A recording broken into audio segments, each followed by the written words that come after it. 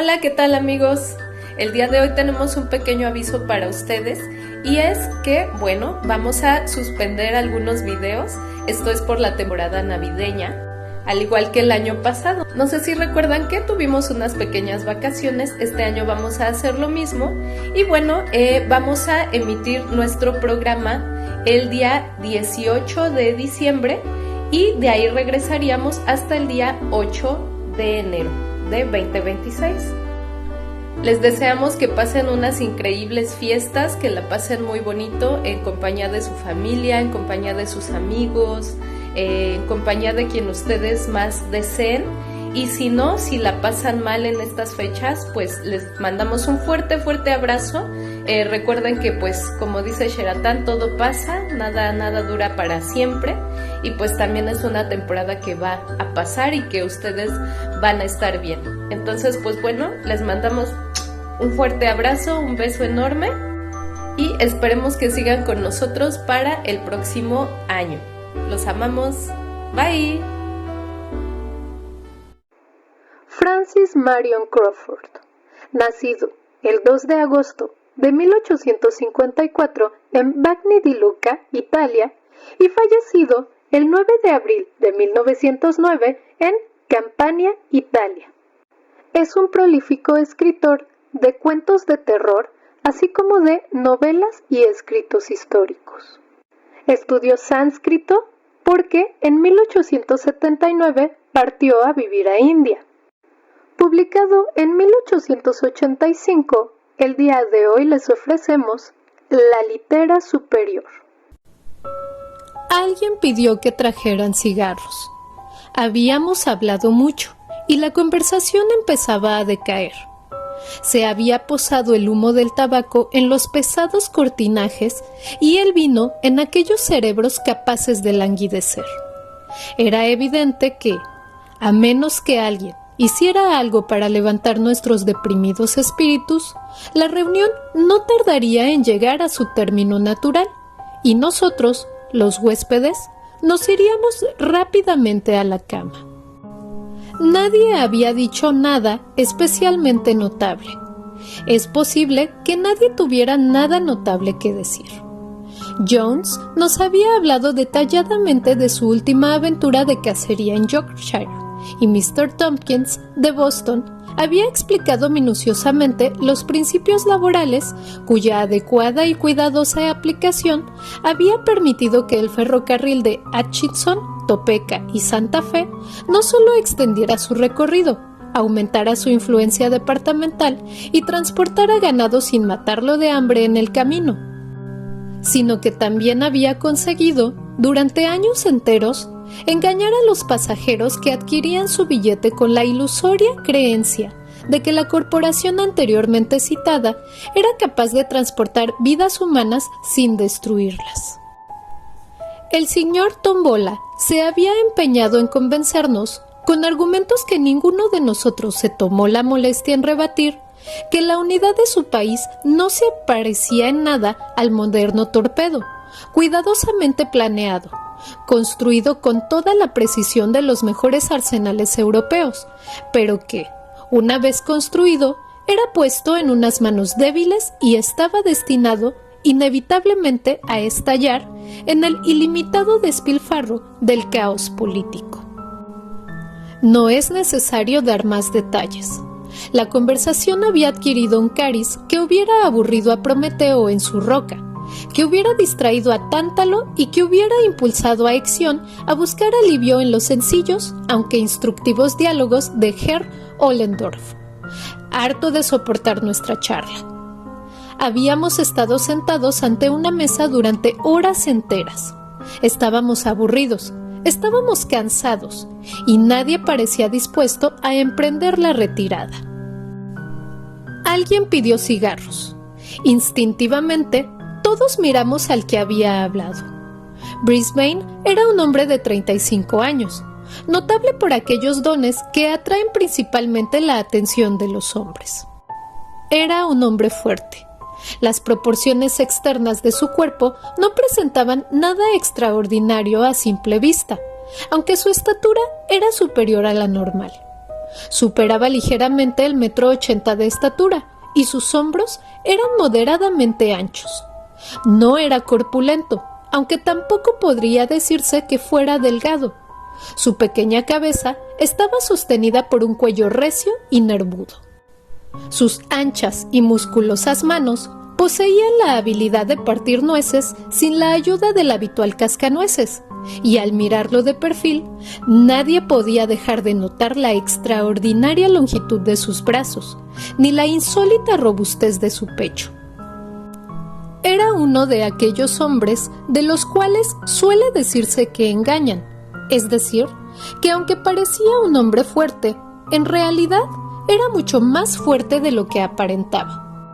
De sus facciones tengo muy poco que decir. Su cabeza era pequeña, su pelo fino, sus ojos azules, su nariz grande. Llevaba un pequeño bigote y tenía una mandíbula cuadrada. Todo el mundo conocía a Brisbane y cuando pidió cigarros, todos lo miraron. «Es una cosa muy rara», dijo Brisbane. Todo el mundo dejó de hablar. La voz de Brisbane no era una voz potente, pero poseía la singular cualidad de penetrar en la conversación general y cortarla como con un cuchillo. Todos escucharon.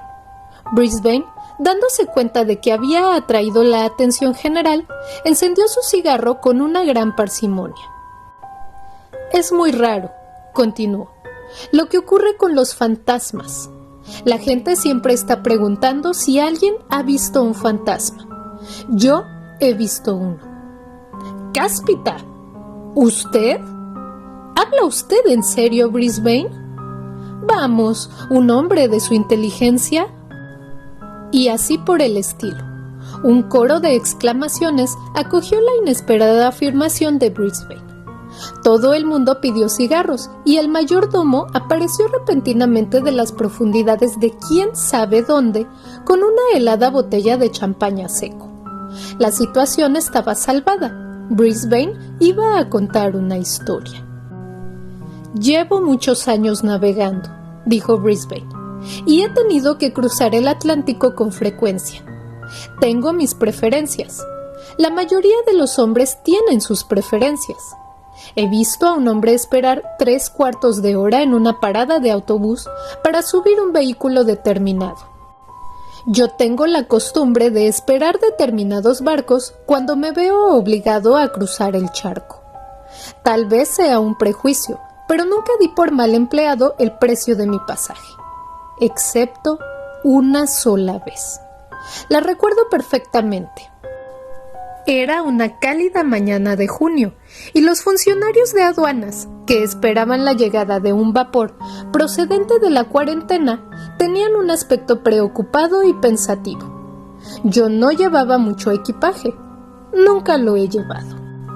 Me mezclé con la multitud de pasajeros, mozos de cuerda y oficiosos individuos con chaquetas azules y botones de latón que parecían brotar como setas de la cubierta de un buque atracado para ofrecer sus innecesarios servicios a los pasajeros adinerados.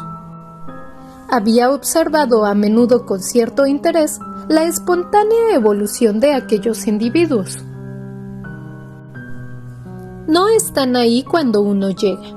5 minutos después de que el piloto ha gritado ¡En marcha!, ellos, o al menos sus chaquetas azules y sus botones de latón, han desaparecido de la cubierta y de la pasarela de un modo tan absoluto como si hubieran sido consignados a aquella alacena que la tradición asigna unánimemente a Davy Jones. Pero, en el momento de partir, allí están, recién afeitados, con su chaqueta azul, ávidos de obtener alguna propina. Me apresuré a subir a bordo. El Kamchatka era uno de mis buques preferidos, y digo era porque ya ha dejado de serlo. No puedo imaginar nada que me indujera a hacer otro viaje en él. Sí, sé lo que van a decirme. Es un barco insólitamente limpio. La comida es excelente, y la mayoría de los camarotes son dobles. Tiene muchas ventajas, pero yo no volvería a navegar en él por nada del mundo. Y perdonen la digresión. Subí a bordo, me dirigí a un marinero cuya enrojecida nariz y cuyas rojizas patillas no me eran desconocidas. 105 cubierta inferior, le dije, con aire despreocupado, de hombre para el cual cruzar el Atlántico tiene la misma importancia que tomarse un whisky en el bar de la esquina. El marinero cogió mi maleta, mi abrigo y mi manta de viaje. Nunca olvidaré la expresión de su rostro. No es que hubiera palidecido. Los más eminentes teólogos afirman que ni siquiera los milagros pueden cambiar el curso de la naturaleza. No vacilo al decir que no había palidecido, pero a juzgar por su expresión, creí que iba a echarse a llorar, a estornudar o a dejar caer mi equipaje. Y como la maleta contenía 2 botellas de un coñac excelente que mi viejo amigo Snigginson Van Pickens me había regalado para el viaje, me asusté de veras. Pero el marinero no hizo ninguna de aquellas cosas. «Estoy algo mareado», murmuró en voz baja y echó a andar. Supongo que mi Hermes, mientras me conducía a las regiones inferiores, no las tenía todas consigo, pero no dije nada y le seguí. El camarote 105 se encontraba del lado del puerto muy a popa. No tenía nada de notable. La litera inferior, como la mayoría de las del Kamchatka, era doble. Había mucho espacio. Había los habituales elementos de limpieza, calculados para infundir una idea de lujo en la mente de un indio norteamericano.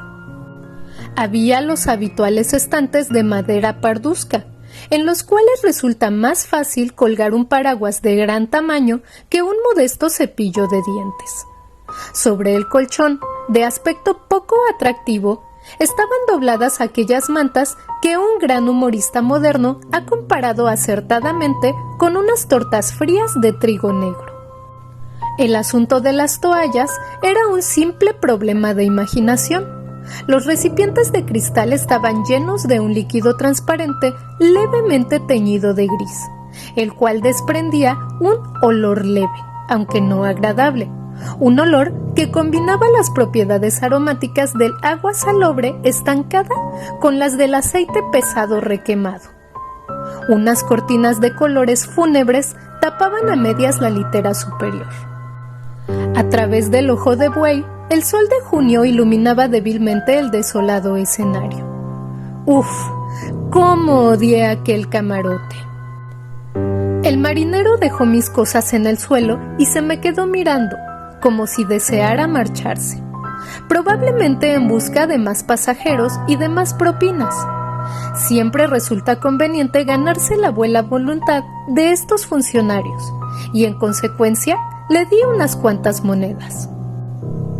«En lo que de mí dependa, procuraré que tenga usted un viaje cómodo», me dijo, mientras se guardaba las monedas en el bolsillo. Sin embargo, en su voz había una extraña reticencia que me sorprendió. Posiblemente consideraba mezquina la propina que le había dado, aunque me sentía más inclinado a creer que, como él mismo lo hubiera expresado, había empinado el codo. Desde luego, estaba equivocado y cometí una injusticia al pensar eso de aquel hombre. Número 2. Aquel día no sucedió nada importante. Salimos del muelle puntualmente y resultó muy agradable empezar el viaje, ya que el tiempo era cálido y sofocante, y el movimiento del barco producía una refrescante brisa.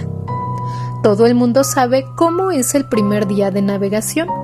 La gente pasea por cubierta y se examina mutuamente, y a veces encuentra a conocidos que ignoraba que se hallaban a bordo. Existe la habitual incertidumbre acerca de si la comida será buena, mala o regular, hasta que las 2 primeras colaciones nos sacan definitivamente de dudas. Existe también la habitual incertidumbre acerca del tiempo, hasta que el barco ha pasado la Isla de Fuego.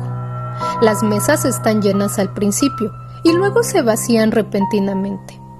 Los pasajeros, muy pálidos, brincan de sus asientos y se precipitan hacia la puerta, y los que están acostumbrados a navegar respiran más libremente mientras sus mareados vecinos pasan corriendo por su lado, dejándoles más espacio en la mesa y una mayor participación en el tarro de la mostaza.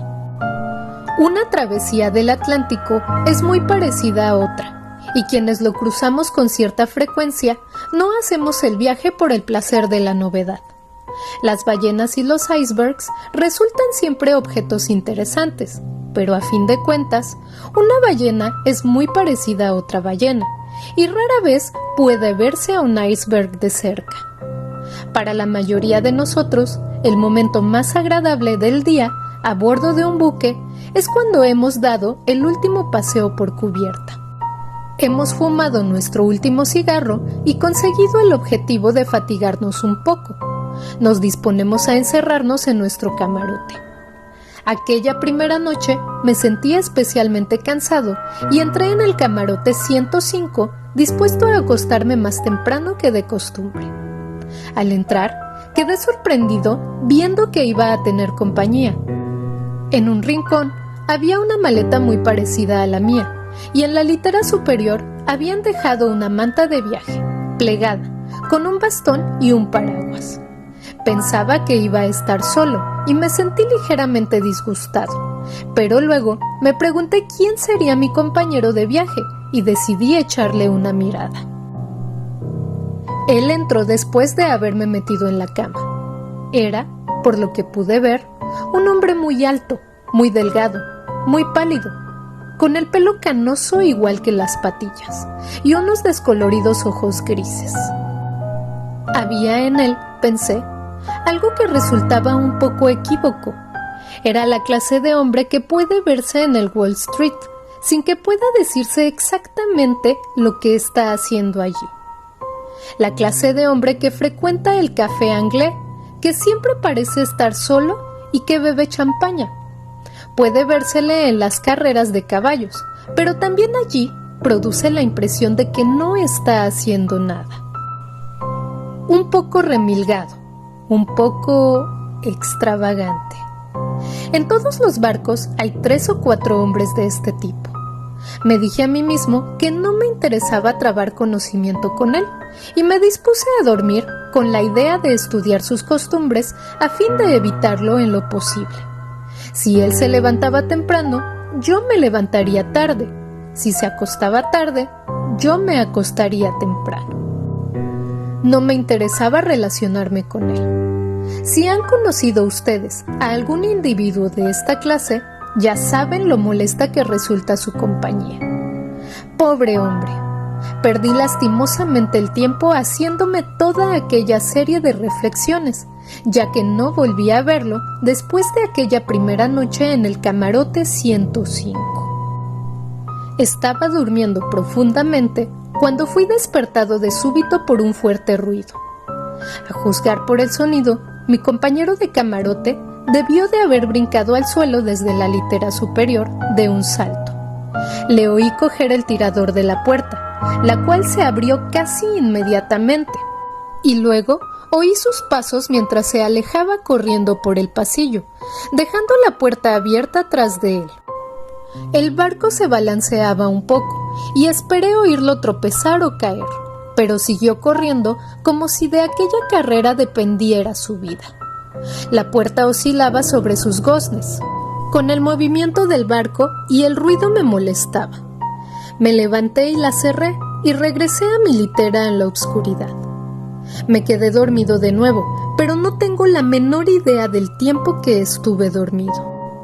Cuando me desperté, era aún de noche, pero experimenté una desagradable sensación de frío y me pareció que el aire estaba húmedo.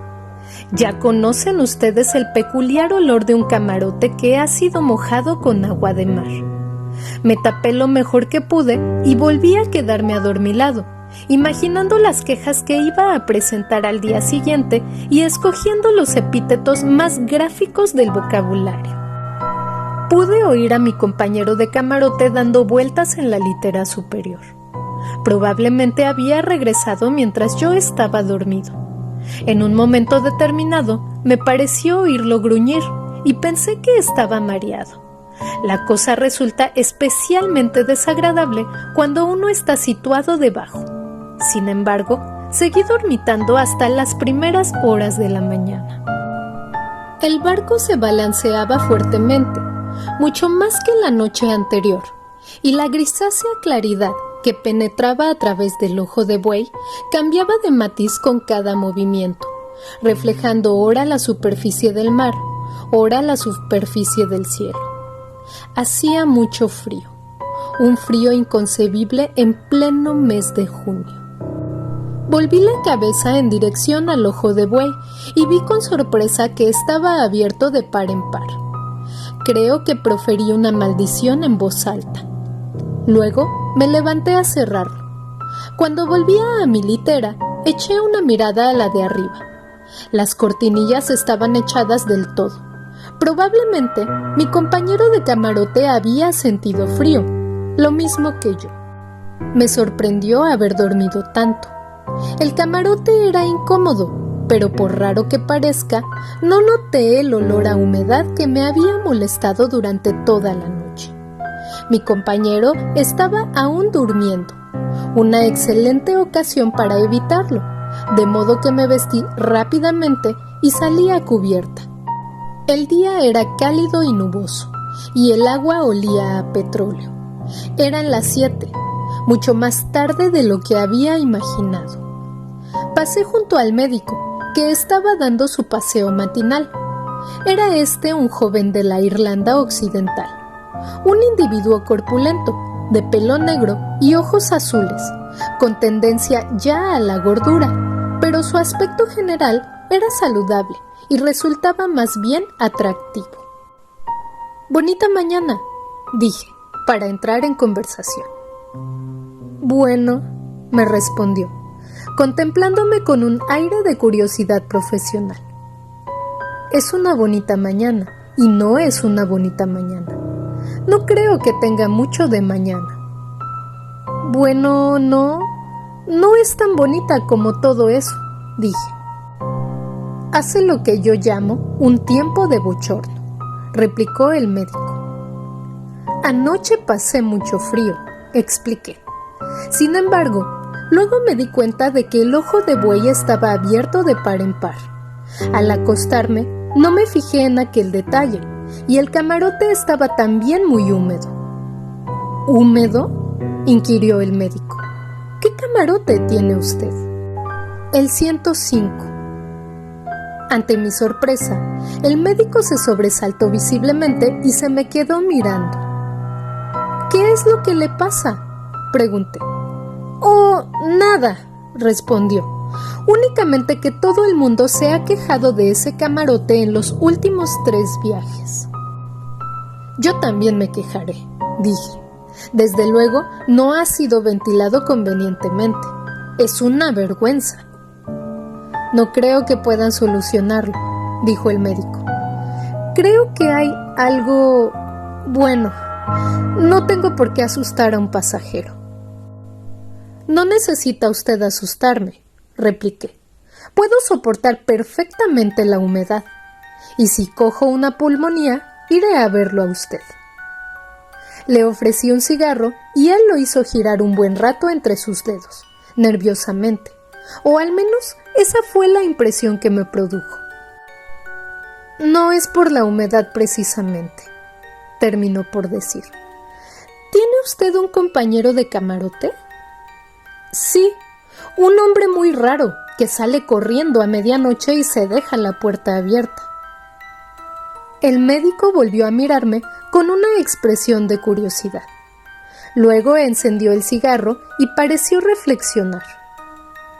«¿Regresó después?», me preguntó súbitamente.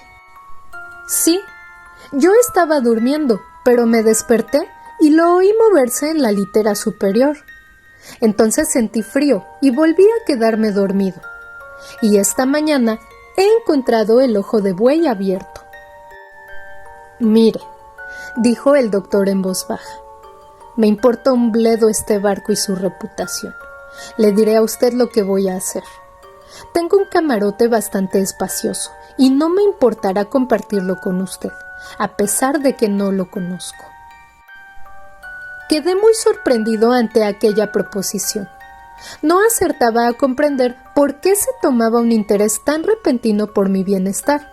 Sin embargo, no dejó de llamarme la atención el tono casi despectivo con que había hablado del barco.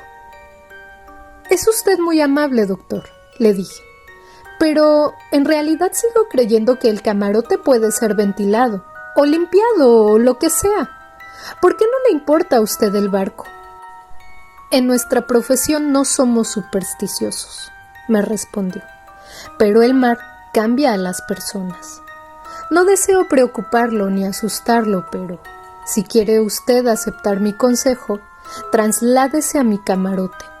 No me gustaría enterarme de que ha saltado usted por la borda».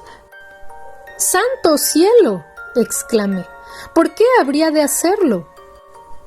«Porque en los 3 últimos viajes, las personas que durmieron en el camarote 105 saltaron por la borda», respondió gravemente. La noticia era alarmante y bastante desagradable, lo confieso. Miré con fijeza al médico para ver si se estaba burlando de mí, pero al parecer me estaba hablando muy en serio. Le agradecí calurosamente su ofrecimiento, pero le dije que intentaría hacer la excepción a la regla, según la cual todos los que habían dormido en aquel camarote habían saltado por la borda. Se limitó a decir que estaba convencido de que yo iba a reconsiderar su proposición. Poco después, la campana llamó para el desayuno y nos dirigimos al comedor, que a aquella hora se veía bastante despoblado. Me di cuenta de que un par de oficiales que desayunaban con nosotros tenían un aspecto muy serio. Después de desayunar, me dirigí a mi camarote para coger un libro. Las cortinillas de la litera superior seguían echadas. No se oía el menor ruido. Un compañero de camarote continuaba durmiendo, probablemente. Cuando iba a salir, se presentó el marinero que tenía a su cargo aquel pasillo. Me dijo que el capitán deseaba verme y echó a andar rápidamente delante de mí, como si deseara evitar cualquier posible pregunta. Me acompañó al camarote del capitán, el cual me estaba esperando. «Caballero», me dijo, «quisiera pedirle a usted un favor». Respondí que estaba dispuesto a complacerlo en lo que estuviera a mi alcance. «Su compañero de camarote ha desaparecido», dijo. «Sabemos que anoche se retiró temprano. ¿Notó usted algo anormal en su modo de conducirse?». La pregunta, formulada de aquel modo, confirmando los temores que el médico había expresado media hora antes, me desconcertó. «¿No querrá usted decir que ha saltado por la borda?», inquirí. «Temo que sí», respondió el capitán.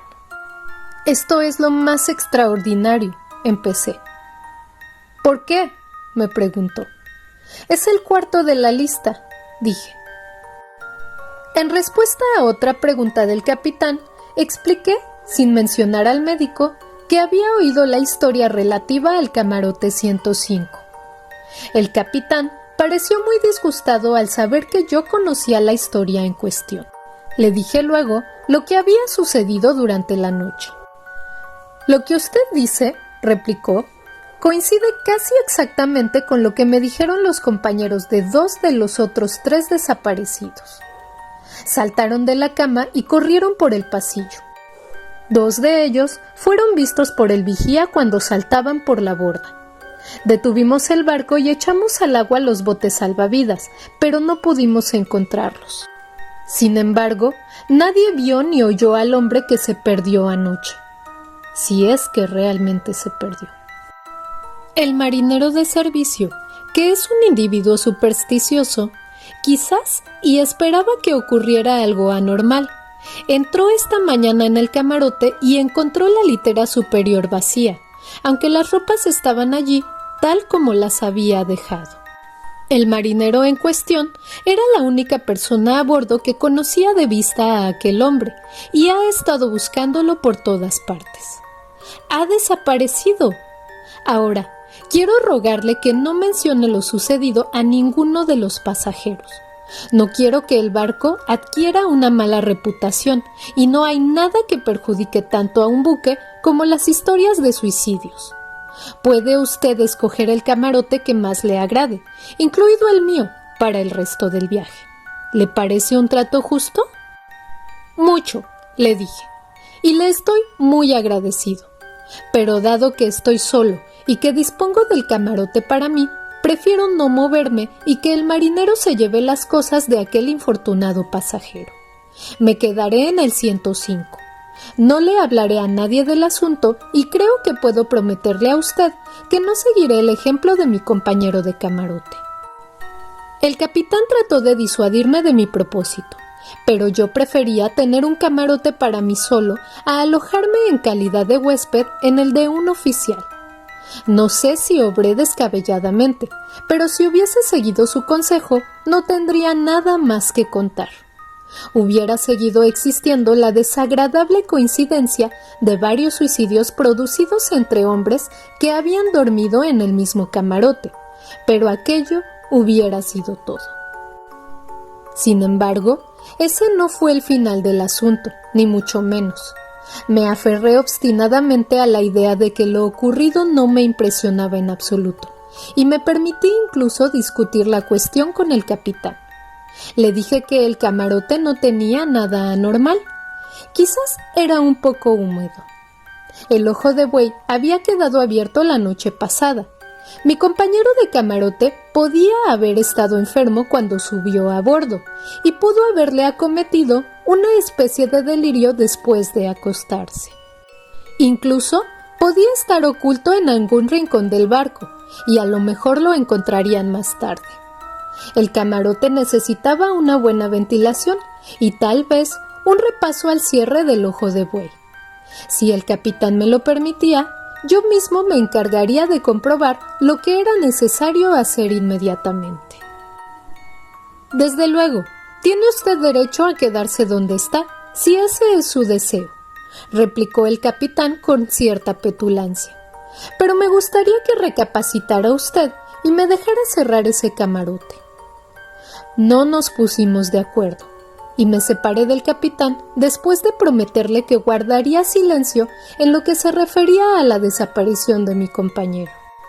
Este no tenía conocidos a bordo y no fue echado de menos en el curso del día. Al atardecer, encontré de nuevo al médico, quien me preguntó si había cambiado de opinión. Le dije que no. Entonces, no tardará usted en cambiar, aseguró muy seriamente. Número 3. Por la noche estuvimos jugando al whist y me retiré un poco tarde. Ahora puedo confesar que al entrar en mi camarote experimenté una desagradable sensación. No pude evitar el pensar en el hombre alto que había visto la noche anterior y que ahora estaba muerto, ahogado, en el solitario océano. Su rostro se dibujó claramente ante mis ojos mientras me desvestía, e incluso llegué a descorrer las cortinas de la litera superior, como para convencerme a mí mismo de que realmente se había marchado. Luego, eché el cerrojo a la puerta del camarote. De pronto, me di cuenta de que el ojo de buey estaba abierto. Esto era más de lo que podía aguantar. Me puse apresuradamente el batín y fui en busca de Robert, el marinero encargado de mi pasillo. Recuerdo que estaba muy furioso y cuando lo encontré, lo cogí por el brazo y le llevé casi a rastras hasta la puerta del 105, empujándolo hacia el abierto ojo de buey. ¿Qué es lo que pretendes, granuja, dejándolo abierto toda la noche? ¿No sabes que es contrario al reglamento? ¿No sabes que si el barco escora y empieza a entrar el agua, 10 hombres no podrían cerrarlo? Daré parte al capitán para que se entere de cómo te preocupas por el barco. Reconozco que estaba sumamente excitado. El hombre se echó a temblar y palideció, y luego empezó a cerrar la redonda plancha de vidrio con los pesados encastres de latón. «¿Por qué no me contestas?», inquirí bruscamente. Discúlpeme, señor, murmuró Robert, pero no hay nadie a bordo que pueda mantener cerrado este ojo de buey durante toda la noche. Puede usted intentarlo, señor. Por mi parte, no pienso seguir navegando en este barco, pero en su lugar, yo me marcharía de aquí ahora mismo y me iría a dormir con el médico o en cualquier otra parte. Yo lo haría. Mire, ¿le parece que ahora está bien cerrado o no? Pruebe a abrirlo.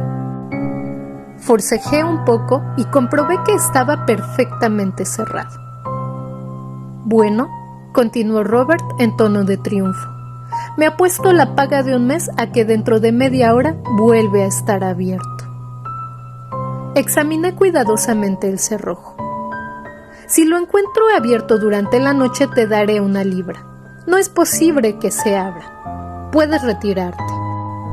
¿Ha dicho usted 1 libra? Muy bien, señor. Gracias, señor. Buenas noches, señor. Que descanse, señor, y que tenga toda esa clase de sueños agradables. Robert se marchó, al parecer muy complacido de poder abandonar el camarote. Desde luego, pensé que había tratado de justificar su negligencia con una estúpida historia, tratando de asustarme. Resumiendo, Robert se ganó la libra y yo pasé una noche particularmente desagradable.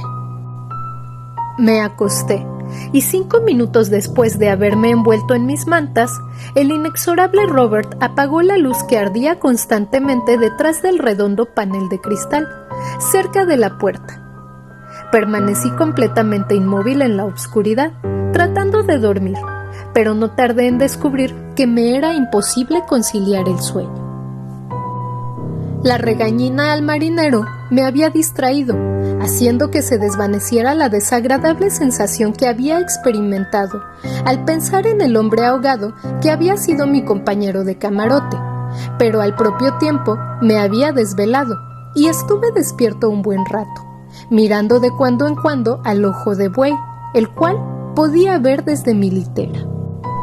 En la obscuridad parecía una débil mancha de luz suspendida entre las sombras.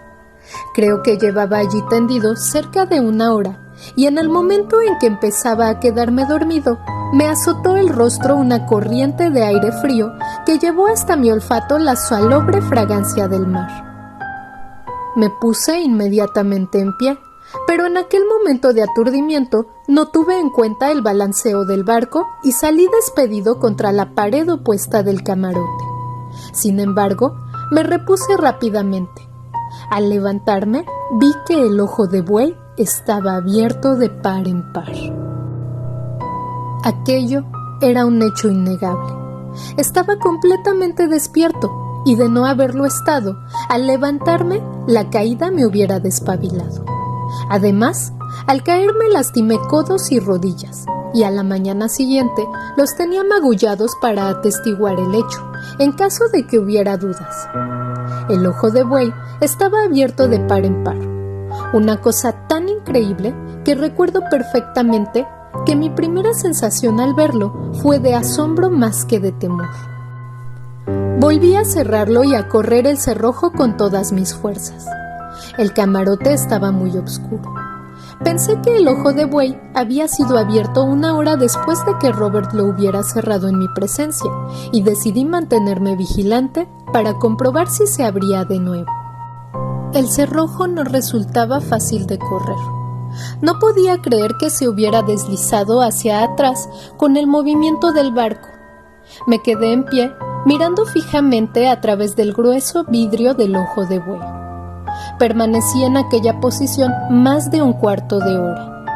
De pronto, oí claramente algo que se movía detrás de mí en una de las literas, y un momento después, cuando me volví instintivamente a mirar, aunque en aquella oscuridad no podía ver nada, desde luego, oí un débil gemido.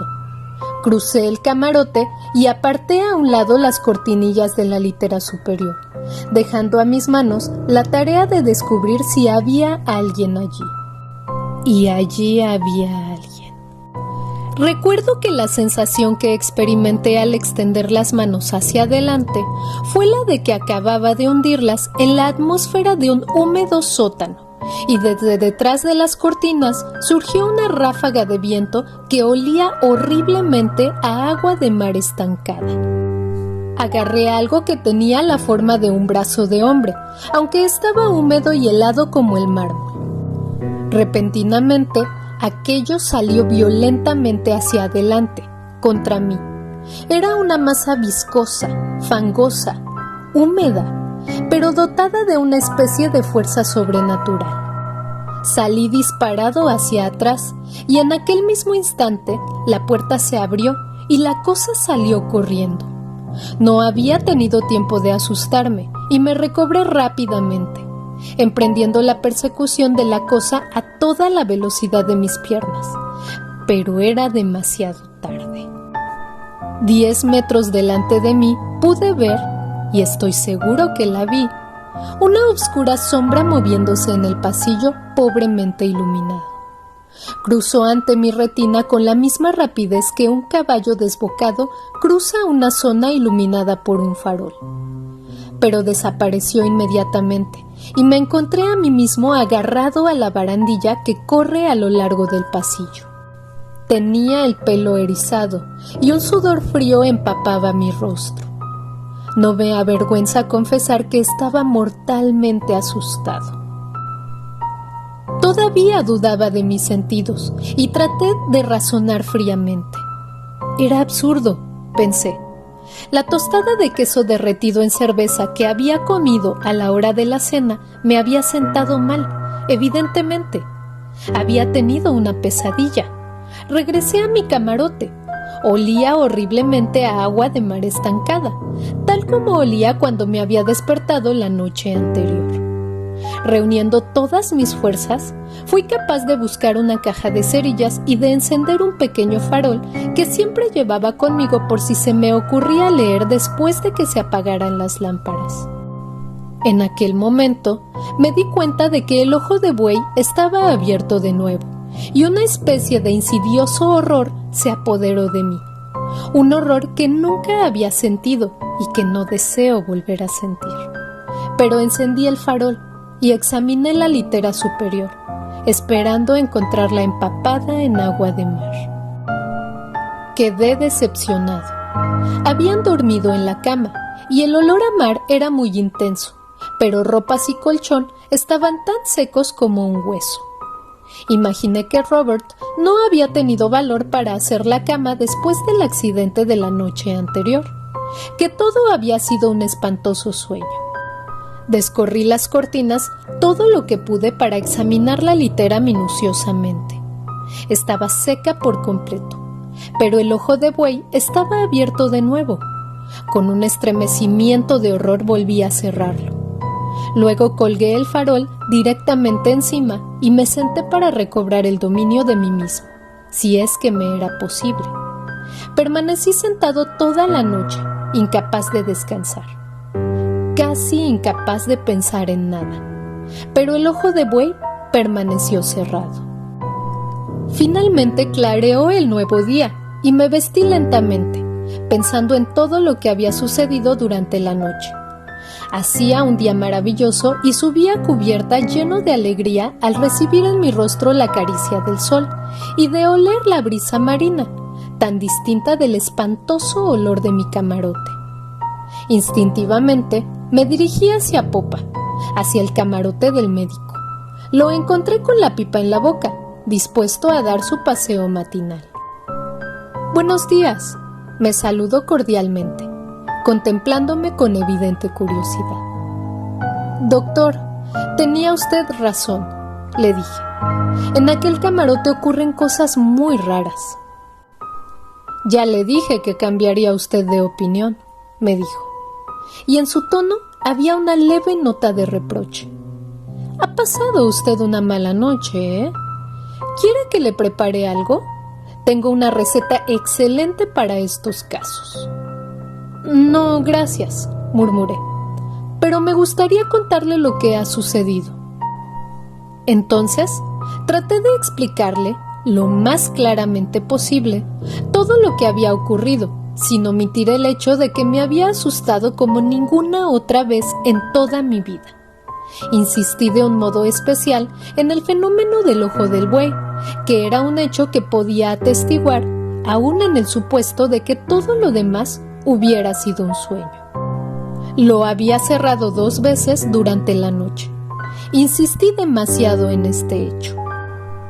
«Parece usted creer que me siento inclinado a dudar de su relato», dijo el médico, sonriendo ante la insistencia con la que le hablaba del ojo de buey.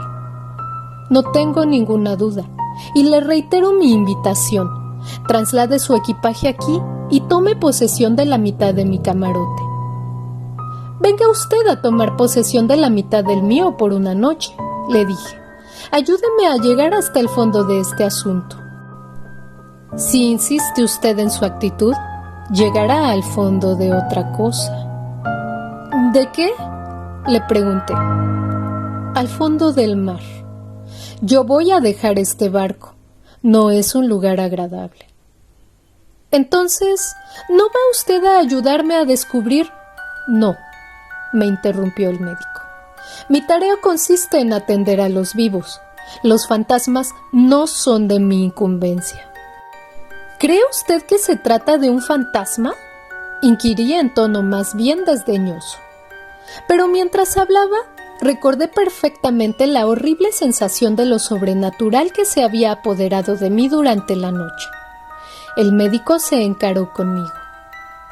«¿Tiene usted alguna explicación razonable de esas cosas que ofrecer?», preguntó. «No, no la tiene». «Bueno, dice usted que encontrará otra explicación, y yo digo que no la encontrará, por la sencilla razón de que no existe ninguna». «Pero mi querido señor», repliqué, «usted, un hombre de ciencia, ¿va a decirme que esas cosas no pueden ser explicadas?». «Desde luego», insistió obstinadamente. «Y si pudieran serlo, no quisiera estar complicado en la explicación». No me importaba pasar otra noche solo en el camarote, decidido como estaba a llegar a la misma raíz del asunto. No creo que hubiera muchos hombres capaces de dormir allí solos, después de pasar 2 noches como las que yo había pasado. Pero se me había metido en la cabeza el intentarlo, y lo intentaría solo, si no encontraba a nadie dispuesto a compartir la vigilancia conmigo. El médico no se sentía inclinado, evidentemente, a tal experimento. Alegó que era el médico del barco y que tenía que estar dispuesto para atender a cualquier pasajero o tripulante que necesitara sus servicios. Tal vez era ese el verdadero motivo, pero a mí me pareció una excusa. A mis preguntas, me informó de que no creía que hubiera nadie a bordo que quisiera acompañarme en mis investigaciones. Cuando me separé de él, acudí directamente al encuentro del capitán y le conté la historia. Le dije que, si no hallaba a nadie que quisiera acompañarme, pediría que dejaran la luz encendida toda la noche y lo intentaría solo. «Mire», me dijo el capitán, «le diré lo que voy a hacer. Yo mismo lo acompañaré a usted y veremos lo que pasa. Creo que entre los dos conseguiremos aclarar este asunto.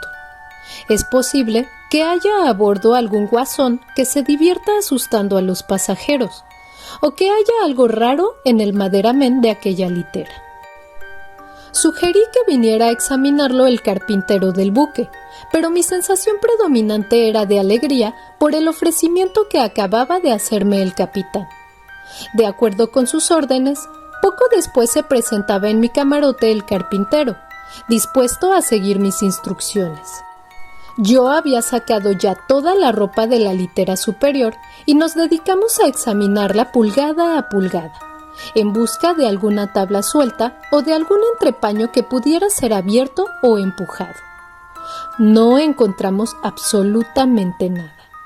Cuando estábamos terminando nuestro trabajo, Robert se detuvo delante de la puerta y miró hacia adentro. «Bueno, señor, ¿encontró algo?», preguntó, con una mueca que quería ser una sonrisa. «Tenías razón en lo del ojo del buey, Robert», le dije, y le entregué la libra prometida. El carpintero trabajaba silenciosa y hábilmente, de acuerdo a mis instrucciones. Cuando hubo terminado, tomó la palabra. «Soy un vulgar carpintero, señor», me dijo, «pero creo que lo mejor que puede usted hacer es sacar sus cosas de aquí y dejarme que coloque una docena de tornillos de 4 pulgadas para clavar la puerta de este camarote. Quedándose aquí, lo único que puede ganar es algún disgusto. Que yo sepa, se han perdido ya 4 vidas, y esto en 4 viajes. Es mejor que se marche, señor. Es mejor que se marche». «Voy a quedarme una noche más», dije. «Es mejor que se marche. Es mejor que se marche. Mal asunto este, mal asunto», repitió el carpintero, colocando las herramientas en su caja y saliendo del camarote. Pero mi estado de ánimo había mejorado considerablemente ante la perspectiva de tener la compañía del capitán y me afirmé en mi deseo de llegar hasta el fin de aquel extraño asunto. Aquella noche me abstuve de comer queso derretido en cerveza y de ingerir bebidas alcohólicas. Ni siquiera me uní a la acostumbrada partida de whist. Necesitaba estar completamente seguro de mis nervios y mi vanidad me obligaba a hacer un buen papel a los ojos del capitán. Número 4. El capitán era uno de aquellos espléndidos ejemplares humanos cuyas cualidades físicas y morales lo conducen lógicamente a posiciones de responsabilidad. No era la clase de hombre que presta oídos a habladurías sin fundamento, y el simple hecho de que hubiera querido unirse a mí en la investigación demostraba que estaba convencido de que el asunto era grave y de que no podía ser tomado a broma ni explicado por medio de razonamientos lógicos. Hasta cierto punto, también su reputación estaba en juego, así como la reputación del barco. No resultaba agradable perder un pasajero en cada viaje. A eso de las 10 de la noche, mientras yo estaba fumando mi último cigarro, el capitán se acercó a mí y me llevó a un rincón, lejos del alcance del oído de los otros pasajeros que paseaban por cubierta en la cálida oscuridad. «Este es un asunto serio, Mr. Brisbane», me dijo. «Debemos prepararnos para todas las posibilidades, para tener una decepción o para pasar un mal rato. Como usted comprenderá, no puedo permitir que el asunto sea tomado a risa y voy a pedirle que firme una declaración de todo lo que suceda. Si no ocurre nada esta noche, lo intentaremos otra vez mañana y pasado mañana. ¿Está usted dispuesto?». Descendimos a la cubierta inferior y entramos en el camarote. Mientras avanzábamos por el pasillo, vi que Robert nos estaba mirando con una expresión fúnebre, como si estuviera convencido de que iba a ocurrir algo espantoso. El capitán cerró la puerta y echó el cerrojo. «Podemos colocar su maleta delante de la puerta», sugirió, «y uno de nosotros se sentará en ella. De este modo, nadie podrá salir. ¿Está bien cerrado el ojo de buey?». Lo encontré tal como lo había dejado por la mañana. Descorrí las cortinas de la litera superior de modo que pudiera verlas sin dificultad. Por consejo del capitán, encendí mi pequeño farol y lo coloqué de modo que alumbrara las sábanas de la litera superior. El capitán insistió en sentarse en la maleta, diciendo que deseaba poder jurar que había estado sentado delante de la puerta. Luego me pidió que efectuara un minucioso registro del camarote, una operación que no me llevó mucho tiempo, ya que consistió sencillamente en mirar debajo de la litera inferior. No había absolutamente nada. «Es imposible que un ser humano pueda entrar», dije, «o que un ser humano abra el ojo de buey». «Muy bien», dijo el capitán tranquilamente. «Si vemos algo ahora, será producto de nuestra imaginación o algo sobrenatural». Me senté en el borde de la litera inferior.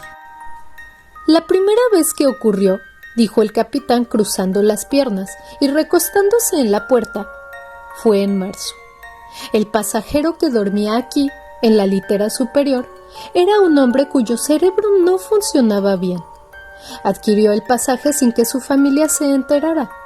Una noche salió corriendo del camarote y se arrojó por la borda, antes de que el oficial de guardia pudiera impedirlo. Detuvimos el barco, lanzamos un bote al agua y lo estuvimos buscando. Hacía una noche muy tranquila, pero no pudimos encontrarlo. Desde luego, su suicidio fue atribuido más tarde a su locura. ¿Sucede a menudo?, pregunté con aire ausente. No, a menudo no, dijo el capitán. A mí no me había sucedido nunca, aunque había oído contar algunos casos ocurridos a bordo de otros barcos. Bueno, como le estaba diciendo, aquello ocurrió en marzo. En el viaje siguiente... ¿Qué está usted mirando?, preguntó, interrumpiendo súbitamente su relato. Creo que no contesté. Mis ojos estaban clavados en el ojo de buey. Me había parecido que el cerrojo empezaba a girar muy lentamente, tan lentamente que no estaba seguro de que se hubiera movido. Lo contemplé con atención, fijando su posición en mi cerebro para comprobar si cambiaba. El capitán siguió la dirección de mis ojos y miró a su vez. ¡Se mueve!, exclamó en tono convencido. No se mueve, añadió un instante después. Me puse en pie y me acerqué al ojo de buey. Me pareció que el cerrojo no estaba en la misma posición, aunque no podía asegurarlo a ciencia cierta. En aquel momento, el capitán olfateó el aire suspicazmente. «Huele mal. ¿No lo nota usted?», inquirió. «Sí», dije, y me estremecí mientras aquel espantoso olor a agua de mar estancada se hacía más intenso en el camarote. Ahora bien, para oler así, tiene que haber humedad, añadí, y sin embargo, cuando esta mañana lo examiné todo con el carpintero, estaba completamente seco. Esto es lo más raro. ¡Vaya! Mi pequeño farol, que iluminaba la litera superior, se había apagado repentinamente. Había aún bastante claridad, procedente de la lámpara del pasillo, que se filtraba a través del ventanuco situado junto a la puerta. El barco se balanceó con fuerza y la cortinilla de la litera superior se alzó levemente y volvió a caer. Me levanté con rapidez de mi asiento en el borde de la cama y en aquel mismo instante el capitán se puso en pie lanzando un grito de sorpresa. Yo me había levantado con la intención de coger el farol para examinarlo cuando oí su exclamación e inmediatamente después su petición de ayuda. Corrí hacia él. Estaba sosteniendo con todas sus fuerzas el cerrojo del ojo de buey, el cual se iba corriendo a pesar de todos sus esfuerzos. Cogí mi bastón, un pesado bastón de madera de roble que siempre solía llevar, y lo apoyé con todas mis fuerzas en el borde del latón del ojo de buey, pero súbitamente me encontré lanzado hacia atrás. Cuando conseguí ponerme en pie, el ojo de buey estaba abierto de par en par, y el capitán estaba de pie, con la espalda apoyada contra la puerta, pálido como un muerto. «¡Hay algo en aquella litera!», gritó con una voz extraña, los ojos casi saliendo de sus órbitas. «Sostenga la puerta mientras yo miro, no se nos escapará, sea lo que sea». Pero, en vez de ocupar su lugar, salté sobre el lecho inferior y agarré algo que yacía en la litera superior. Era algo espantoso, horripilante, y se movió entre mis manos. Era como el cadáver de un hombre ahogado hacía ya mucho tiempo, y sin embargo se movía, y tenía la fuerza de 10 hombres vivos. Pero yo lo agarré con todas mis fuerzas. El viscoso, fangoso, horrible cuerpo del muerto, cuyos blancos ojos parecían contemplarme fijamente desde lo más hondo de sus cuencas. El putrefacto hedor de agua de mar estancada surgía de él, y su pelo colgaba en rizos húmedos sobre su cadavérico rostro. Forcejé con el muerto, me empujó, obligándome a retroceder y casi me rompo los brazos. Los brazos del cadáver rodearon mi cuello y apretaron fuertemente hasta que al fin lancé un grito y caí, soltando mi presa. Mientras caía, la muerte viviente saltó por encima de mí y pareció lanzarse sobre el capitán. Cuando finalmente lo vi de nuevo en pie, su rostro estaba desencajado y sus labios lívidos. Me pareció que lanzaba un violento golpe al muerto, y luego también él cayó hacia adelante, de cara, con un inarticulado grito de terror. La cosa se detuvo un instante, y pareció extender unas invisibles alas sobre el postrado cuerpo del capitán. Traté de gritar de nuevo, aterrorizado, pero me había quedado sin voz.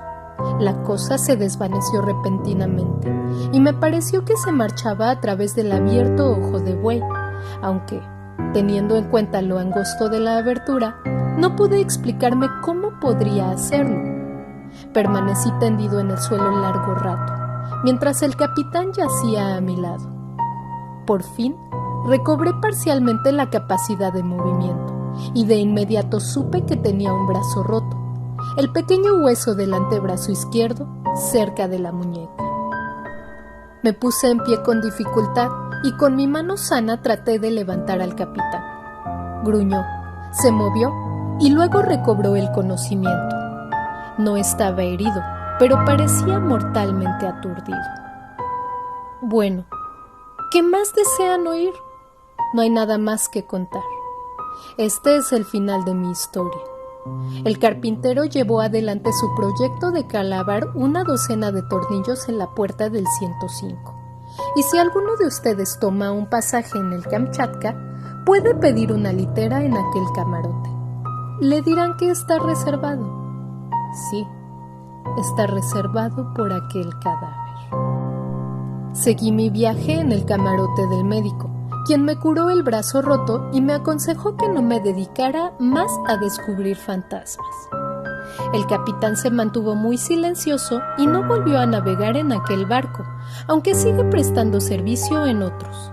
Y tampoco yo navegaría en él por nada del mundo. Aquella fue una experiencia muy desagradable.